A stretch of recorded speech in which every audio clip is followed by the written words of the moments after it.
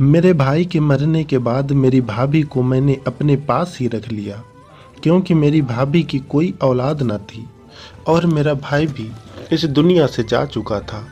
उनको इतना सदमा पहुंचा कि वो बैठे बैठे बेहोश हो जाती थी। मेरा पति उनको डॉक्टर के पास ले जाता और फिर वापसी पर मेरी भाभी बहुत खुश होती और काफ़ी सारा सामान लेकर घर आती। एक दिन भाभी बेहोश हुई तो मैंने पति से कहा कि आज मैं भी उनके साथ जाऊंगी। ये सुनकर मेरी भाभी को होश आ गया। फिर एक दिन भाभी को मेरा पति अस्पताल ले गया। जब मैंने पीछा किया तो वो उन्हें एक घर में लेके गए थे। जब मैंने देखा तो मेरा पति भाभी के साथ। आज फिर से मेरी भाभी बेहोश हो गई थी। मेरा पति उन्हें गोद में उठाए गाड़ी में बैठाकर डॉक्टर के पास ले गया। सदमा ही कुछ ऐसा था। मेरे भाई की कुछ ही दिन पहले मौत हुई थी। मेरी भाभी को बार बार दौरे पड़ने लगे थे। मेरे भाई भाभी में बहुत प्यार था। मैंने आज तक कभी उन्हें लड़ते झगड़ते नहीं देखा था। भाई के अचानक से हार्ट अटैक पड़ने की वजह से मौत हुई थी। कई दिन से मेरी भाभी ने एक निवाला भी नहीं खाया था। मैंने ज़बरदस्ती उसे कभी दूध पिलाने या कभी कुछ खिलाने पिलाने की कोशिश करती थी, लेकिन वो साफ मना कर देती थी। एक अजीब बात ये थी कि वो किसी के हाथ से खाना ना खाती, लेकिन जब मेरा पति उन्हें अपने हाथ से खाना खिलाता तो वो खाने लगती। मैं और मेरा पति भाभी का बहुत ख्याल रखते थे। एक तो वो बे औलाद थी, उस पर अब पति का गम भी। मुझे उसकी हालत पर बहुत अफसोस होता, लेकिन ना जाने क्यों जब से मेरे भाई की मौत हुई थी वो रोज ही चक्कर खाकर गिर जाती थी। मेरे पति उन्हें डॉक्टर के पास ले जाते। मुझे तो बहुत परेशानी सी होने लगी थी। एक तो मेरी भाभी किसी काम को हाथ भी नहीं लगाती थी, सारा काम में ही करती थी। फिर मेरे दोनों बच्चे छोटे थे, उन्हीं से मुझे फुर्सत नहीं मिलती थी। उस पर अब ये आफत मुझ पर टूट पड़ी कि भाभी आए दिन बेहोश हो जाती थी। एक बात जो मुझे बहुत परेशान करने लगी थी वो ये थी कि मेरी भाभी मेरे पति से पर्दा नहीं करती थी। हालांकि उनका मायका भी ठीक ठाक पैसे वाला था, लेकिन वो अपने मायके भी नहीं गई थी। कहने लगी कि मुझे अब हमेशा अपने इसी घर में रहना है। जबकि वो जवान थी, चाहती तो दूसरी शादी भी कर सकती थी, लेकिन कहने लगी कि वो मेरे भाई विवेक के नाम पर ही जिंदगी गुजारेंगी। पहली बार तो मैंने यही सोचा कि वो सदमे में है। जैसे जैसे वक्त गुजरता गया वो ठीक हो जाएंगी, लेकिन अब तो महीना गुजर गया था। अब मेरी भाभी की हरकतें मुझे कुछ अजीब लगने लगी। वो पूरा दिन कमरे में बंद रहती। खाना नाश्ता मैं उन्हें कमरे में देकर आती। कोई मोहल्ले की औरत उनसे मिलने भी आती तो वो कमरे से नहीं निकलती और मिलने से इनकार कर देती थी। मुझे राहुल के बारे में बात करके दुख होता है। अब ये भी नहीं था कि वो हर वक्त रोती रहती थी, पूरा दिन नॉर्मल ही रहती थी, लेकिन जैसे ही मेरा पति घर आते वो कमरे से बाहर आ जाती और मेरे पति से लिपट कर रोने लग जाती। कहने लगती, तुम्हारा जीजा ने मुझे क्यों अकेला छोड़ दिया, मैं अब किसके सहारे जीऊंगी। मुझे ना जाने क्यों अब भाभी की बात बुरी लगने लगी थी। अगर इन्हें इतना गम था तो मेरे गले लगकर रो लेती, अपनी जी हल्का कर सकती थी। ये कौन सा गम था, मेरे पति के साथ लगा कर ही कम होता था। पूरा दिन तो वो भली चंगी रहती थी। मेरा पति पूरा दिन का गया भूखा प्यासा थका घर लौटता तो वो कमरे से निकलकर उसके गले लगकर अपना राग डालना शुरू कर देती थी। साथ ही चक्कर खाकर बेहोश हो जाती थी। मेरा पति उन्हें गोद में उठाए डॉक्टर के पास ले जाता। जब वापस घर आती तो बिल्कुल ठीक ठाक अपने कमरे में चली जाती। ऐसी कौन सी बीमारी थी जो मेरे पति के आते ही हो जाती थी और जब भाभी डॉक्टर से लौट कर आती तो ठीक हो जाती।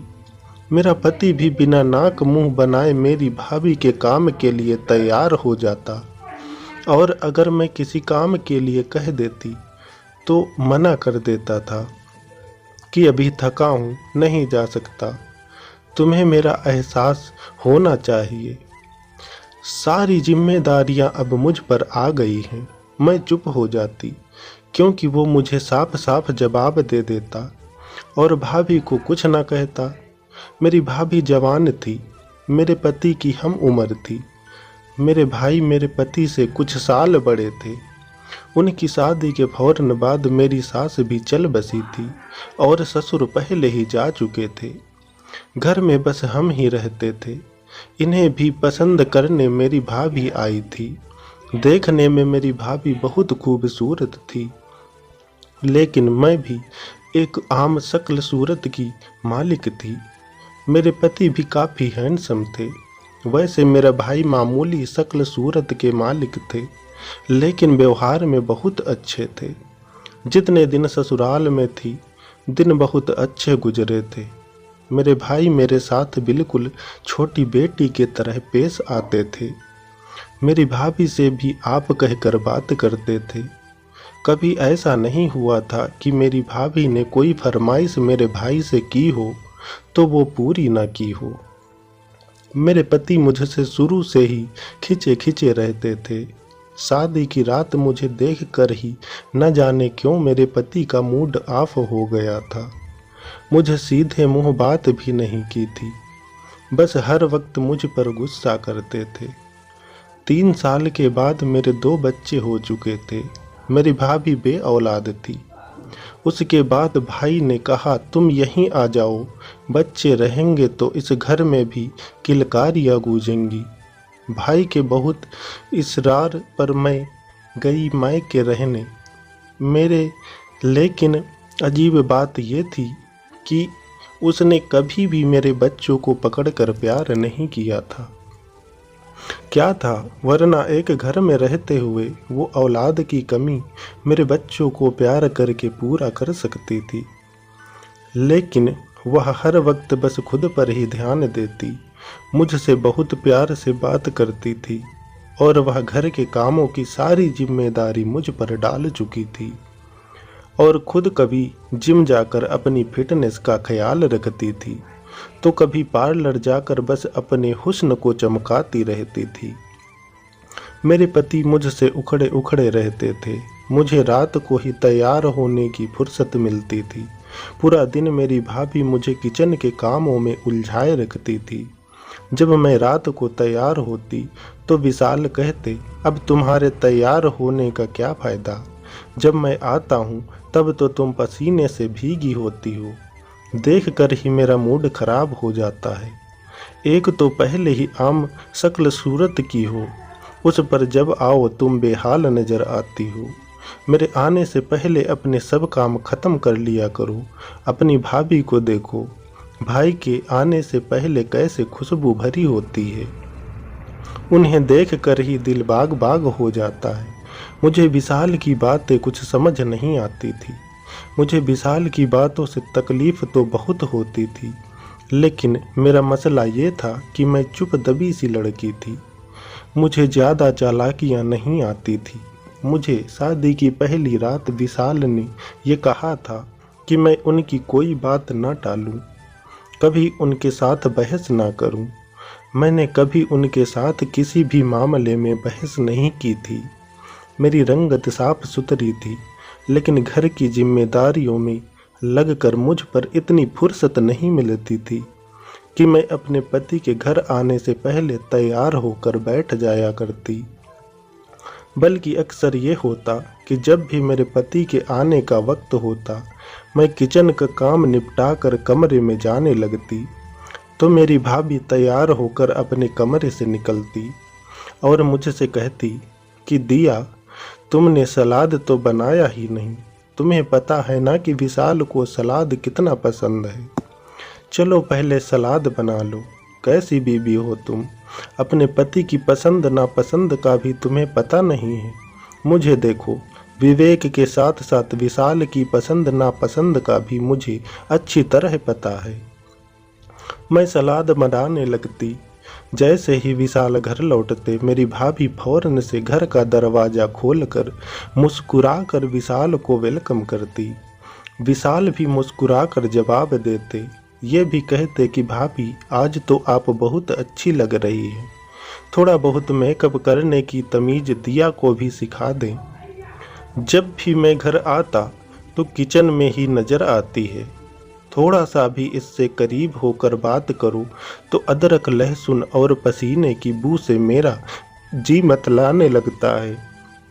विशाल की बात सुनकर मेरी भाभी खिलखिलाकर हंसने लगती। कहती, अरे भाई तुम्हारी बीबी में सुस्ती बहुत है। पूरा दिन घर के काम भी उससे ख़त्म नहीं होते। मैं तुम्हारे भाई के आने से पहले सब काम निपटाकर देखो कैसे फ्रेश हो जाती हूँ। लेकिन मुझे यह बात समझ नहीं आती थी कि ये रंग रूप को वो सिर्फ विशाल को ही दिखाती थी। जब मेरे भाई अपने काम से थके आते तो तब भी वो आंगन में विशाल के साथ बातों में बिजी रहती। बाहर की डोर बेल बजती तो मुझसे कहती कि दिया दरवाज़ा खोलो, तुम्हारे भाई आए होंगे। मैं किचन से सलाद बनाने के बाद रोटियां पकाकर बाहर निकलती, दरवाज़ा खोलती, अपने भाई को नमस्ते करके अपने कमरे में चली जाती।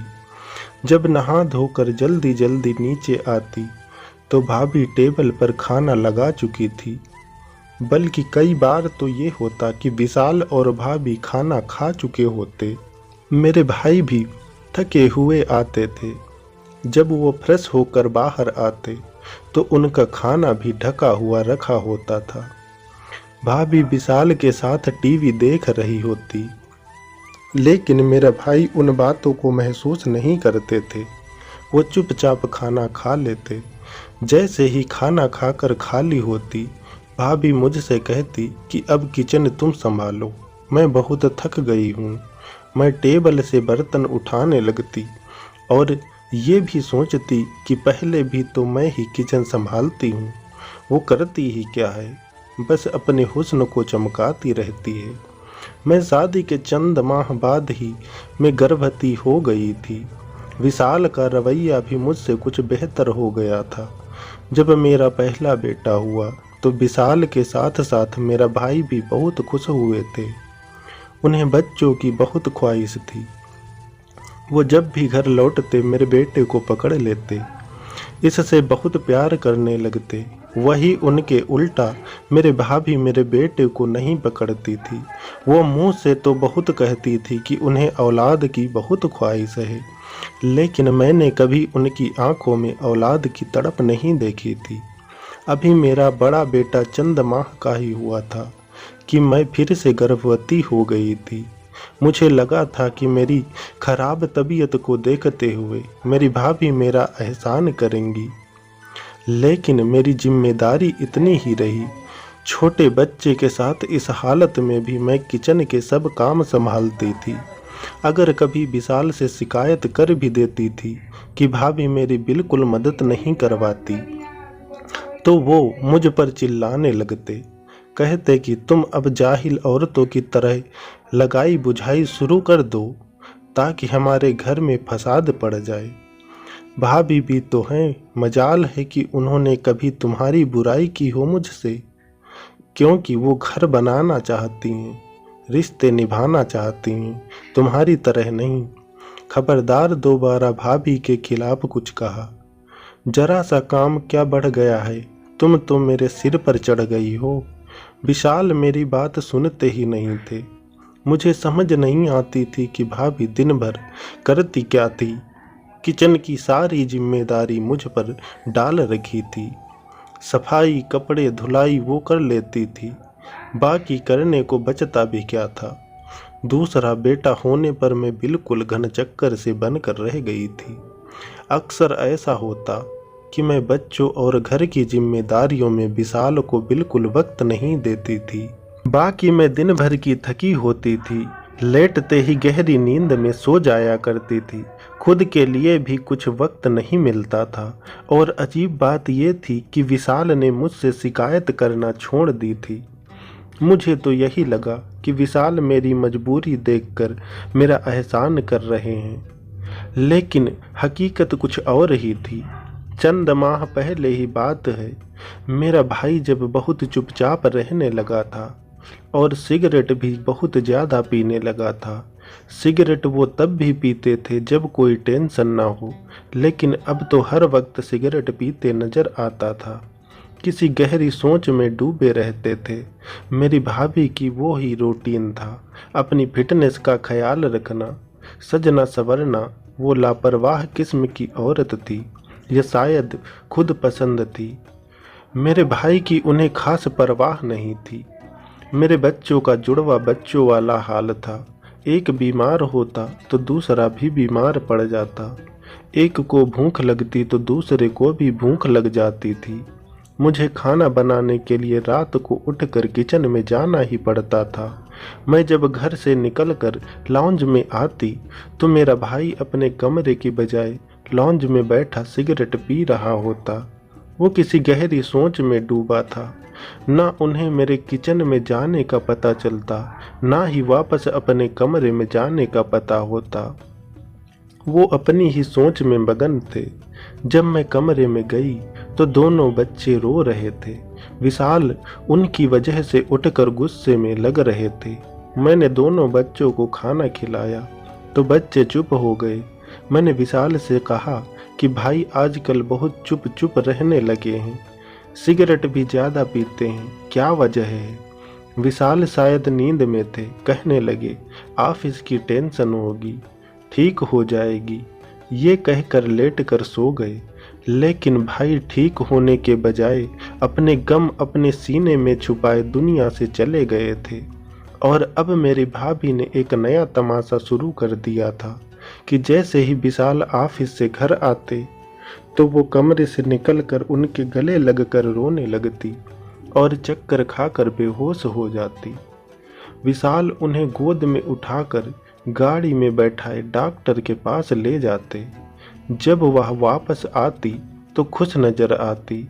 मेरी तो हैरत की इंतहा उस दिन ना रही थी जिस दिन उनकी इच्छा पूरी हो चुकी थी। लाल रंग का जोड़ा पहने वो फुल मेकअप किए कमरे से बाहर निकली थी। फिर रोने लगी। शक्ल बनाकर विशाल से कहने लगी, विवेक को मैं ऐसी अच्छी लगती थी, कहते थे तुम हमेशा सजी संवरी रहा करो, लेकिन अब वो नहीं रहे। लोग मुझे कहाँ इस तरह से बना संवर कर देख कर जीने देंगे जैसा वो चाहते थे। उनकी बात सुनकर विशाल भी उनकी बात की तारीफ करने लगे। कहने लगे आप रोज ऐसे ही तैयार रहा करें जैसे भाई को अच्छी लगती थी।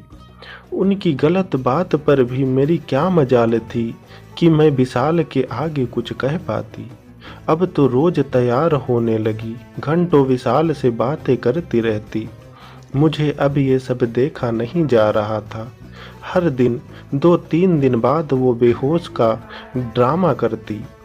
अब तो जब विशाल के साथ वापस आती तो हाथ में शॉपिंग बैग भी होते थे और विशाल मुझसे कहते कि भाभी का दिल बहलाने के लिए मैंने उन्हें शॉपिंग करवा दी है, ताकि उन्हें ये लगे कि भाई नहीं है तो उन्हें कोई पूछने वाला नहीं है। एक बार तो जो कुछ मेरी नज़रों ने देखा मेरे होश उड़ने के लिए काफ़ी था। रात को मैं बच्चों के रोने की आवाज़ सुनकर बैठी। बराबर में देखा तो बिस्तर खाली था, विशाल गायब थे। जब मैं फीडर बनाने के लिए कमरे में से बाहर निकली तो मुझे अपनी भाभी की हंसने की आवाज़ें आ रही थी। मैं धीरे धीरे कदम उठाती हुई उनके कमरे तक पहुंची। दरवाज़ा बंद था लेकिन खिड़की खुली थी। जो कुछ मेरी आंखों ने देखा मेरे पैरों तले से ज़मीन निकल गई। मैं वापस अपने कमरे में आकर रोने लगी। मैंने बच्चों को फीड दिया और सुला दिया। कुछ देर बाद ही विशाल मुस्कुराते हुए कमरे में आ गए। मुझे देखकर कहने लगी, तुम अभी तक जग रही हो? मैंने पूछा, आप कहाँ थे? तो कहने लगे, भाभी भाई के बाद बहुत उदास हो गई थी।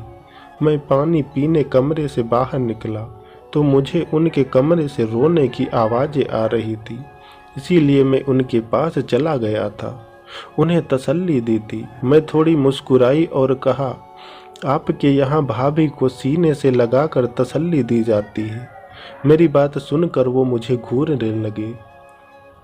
कहने लगी, तुम चुप चुप कर मुझे देखती हो, क्या समझती हो तुम मुझे?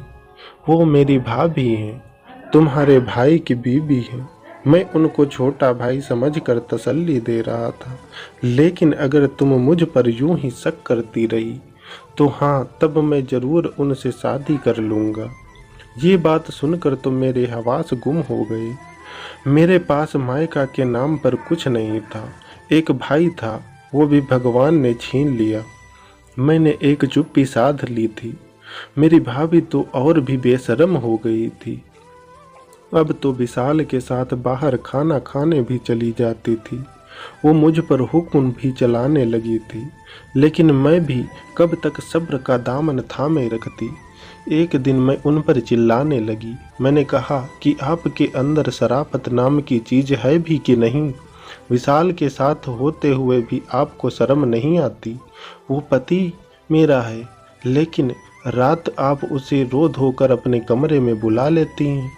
उस दिन भी जब मैंने कमरे की खिड़की से देखा तो वो विशाल के सीने से लगी हंस रही थी।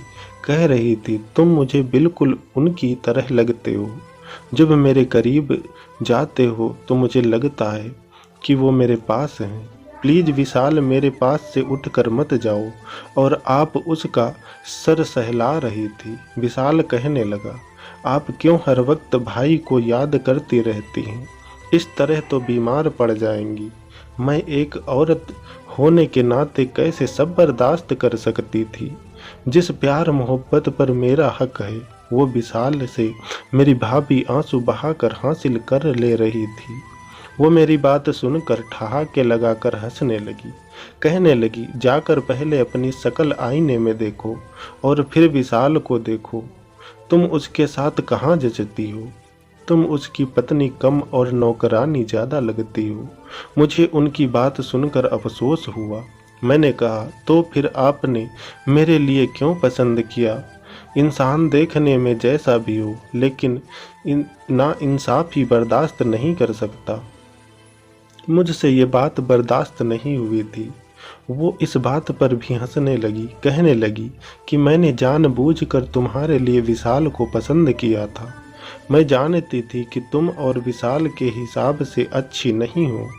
असल में मुझे तुम्हारे लिए विशाल जैसी लड़का ही चाहिए था, ताकि वो तुम्हारी बजाय मुझे देखने पर ध्यान दे, मेरी तारीफ करे, क्योंकि मेरे साथ भी ऐसा ही हुआ था।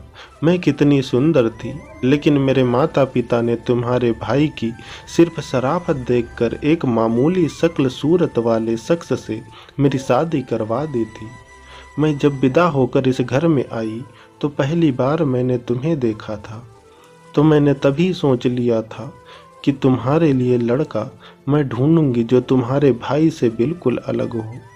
मैंने तुम्हारे भाई को पहले ही मना किया था कि तुम्हारी इकलौती बहन है, लड़के के माता पिता ना हो, उस लड़के को हम अपने साथ ही रख लेंगे। तो पहली नज़र में विशाल पर अपना दिल हार बैठी थी। तुम्हारे भाई के कमरे में दुल्हन बनी बैठी थी, लेकिन मेरे दिमाग में बस एक ही शख्स था और वो था विशाल। विशाल को मैं पहले से जानती थी। तुम्हारा भाई मेरे रूप की तारीफ बहुत करते थे, लेकिन मुझे कभी उनकी ज़बान से अपनी तारीफ अच्छी नहीं लगती थी। मैं तो रोज़ विशाल के लिए सजती संवरती थी। वो मुझे तुम्हारी भाभी समझता था, इज्जत भी करता था, लेकिन एक ही तकलीफ़ होती थी मुझे विशाल से कि वो मुझसे दूर दूर रहता था, मुझे देखता नहीं था। शायद इसीलिए कि मैं उनकी पत्नी की भाभी थी, लेकिन विशाल की ये आदत मेरी जान जला कर रख देती थी। लेकिन मुझे ना पति की परवाह थी ना तुम्हारी।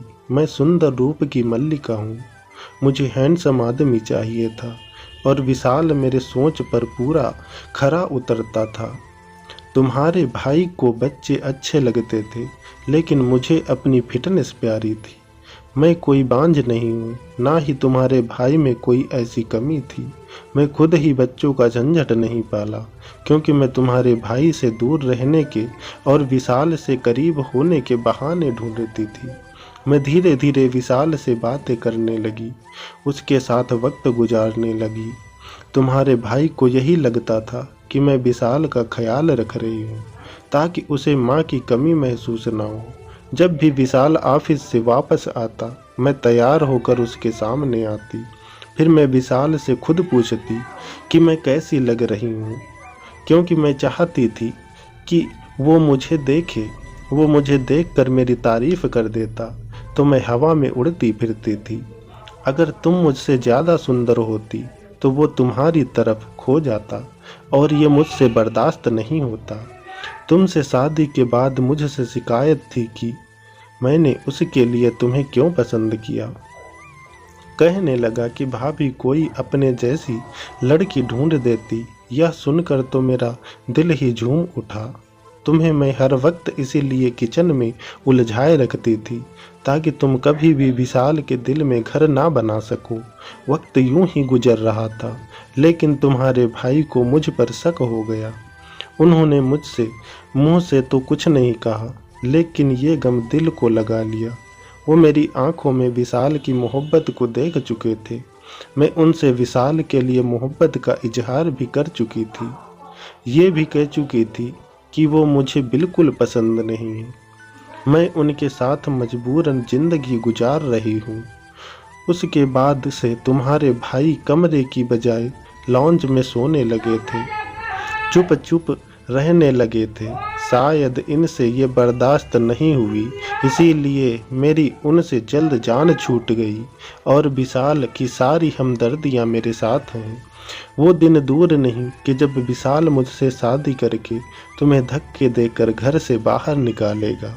मैं हैरत से फटी फटी आंखों से अपनी भाभी के गंदे इरादे सुन रही थी। जब बाहर का दरवाज़ा खुला देखा, विशाल बड़े गुस्से से अंदर आ गया और एक जोरदार तमाचा मेरी भाभी के मुंह पर मारकर कहने लगे कि मैं आपको अपनी बड़ी बहन समझता था और आप ऐसी घटिया सोच रखती हैं। मेरे बाप जैसे भाई को आपने मौत के घाट उतार दिया। अभी अभी यहाँ से दफा हो जाए, वरना मैं आपको जान से मार डालूंगा। जिस गुस्सैल अंदाज से विशाल बोल रहे थे, लगता था कि वह भाभी की सारी बातें सुन चुके थे। मैं दिल में अपने भगवान का शुक्र अदा किया, क्योंकि मेरी बात पर तो शायद कभी भी भरोसा ना करते। मेरी भाभी की सच्चाई विशाल के सामने खुल चुकी थी, इसीलिए वो वहाँ से चली गई। विशाल मुझसे नज़रें झुकाकर कहने लगे कि मुझे माफ़ कर दो, मैंने तुम्हारे साथ अच्छा नहीं किया। रिश्तों की खूबसूरती इसी में है। जो भी रिश्ता हमारा भगवान ने दूसरों के साथ बनाया है, उसे उसी नज़र से देखा और गुजारा जाए, उसी में सबकी भलाई होती है। मेरे पति ने कहा मुझे मेरी गलती के लिए माफ़ कर दो। मेरे दिल में उसके लिए बस हमदर्दी थी और कुछ नहीं। मैंने भी माफ़ करने में भलाई समझा। आज इस बात को गुजरे बहुत वक्त हो गए थे। भाभी की भी शादी हो गई थी और हम भी अपनी गृहस्थी में बहुत खुश थे। तो फ्रेंड्स, कैसी लगी आपको ये कहानी? आशा करता हूँ आपको ये कहानी बेहद पसंद आई होगी। यदि आप चैनल पर नए हैं तो चैनल को सब्सक्राइब कर लीजिए और अपना एक प्यारा सा कमेंट दीजिए। Thank you.